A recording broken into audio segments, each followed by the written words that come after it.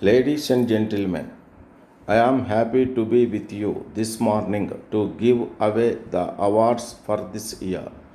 Let me first take this opportunity to extend my hearty congratulations to all the award winners for their commitment and dedication to work. The persons who have gathered here to receive the awards today are the backbones of our public sector industries, and they are selected for their outstanding achievements. These awards are a result of their lifetime and dedicated hard work and show their high motivation in pursuit of excellence at the workplace. I consider this an honor to the entire working class of the country for their valuable contribution to nation building. We have to recognize that it is the ordinary workers in the country who set the pace of our development with the hard work and dedication. This large workforce is responsible for the growth and progress of our nation, and it is very important to assist in the form of human resource for our country. It is therefore very important that the country looks after them and make use of their efforts efficiently and profitably. I had mentioned last year that the economic reforms are not meant to benefit any particular group of people, rather, they seek to ensure that the fruits of growth are distributed amongst all sections of society, especially those who are below the poverty line. It is a well known fact that our country has vast natural and human resources, and it is our responsibility to make use of them in a productive manner. Since the natural resources are limited, it is imperative that we must make use of the human resources by creating employment opportunities for all our people. It is necessary that our labor force should keep pace with the best work practices prevalent all over the world. The people of this country, on the one hand, have rich cultural heritage and making rapid progress in the fields of science and technology on the other. I should like to make a special mention of our progress in information technology, and we cannot lose sight of the fact that many of our young men and women are doing meritorious work in software industry abroad. In this context, I would like to make a special appeal to the entire labor community in our country. Throughout the world, new opportunities to do business are opening up. Every country has opened its markets in other countries.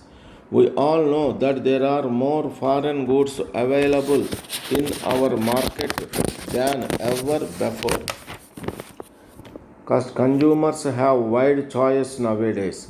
In this age of global competition, if we do not make products that are of good quality and lower cost, they will not be sold in the global market. They will not be able to compete against imported goods in our own domestic market.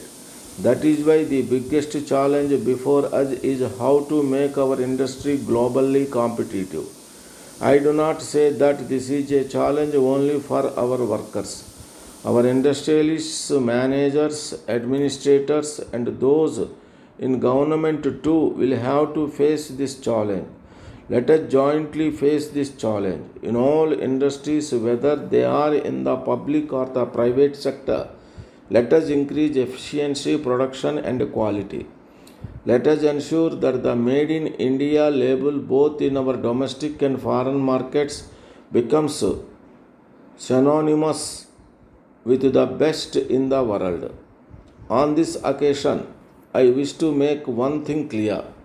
When the government talks of labor reforms, our aim is to make Indian industry and services more competitive. Letter dated 11th May 2002 from Messrs. Baby Food Products Limited, Marine Drive, Mumbai, to Messrs. Shailaja Enterprises, General Merchants, Mount Road, Chennai. Dear sirs, we are in receipt of your letter of 30th April and regret to note that 10 tins of our baby food supplied to you during the last week have been found to be unfit for consumption.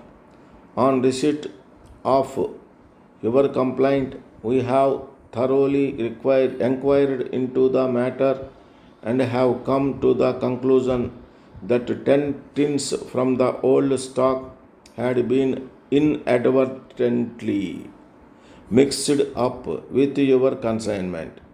This was done by a new employee who was not thoroughly acquainted with the difference between the old and new stock. As you are aware, during our long standing business relations, instances of this type had never taken place. However, we agree to allow you a special discount of 10% by way of compensation for these defective goods if you can dispose them in other ways. If our offer is still not acceptable to you, we are glad to take them back. We are prepared to bear the incidental expenses in such a case. We shall be glad to know your decision in this regard at an early date. We sincerely regret the inconvenience caused to you of our negligence and undertake to execute your future orders with utmost care and prompt attention, thanking you and awaiting to serve you at all times. Yours sincerely.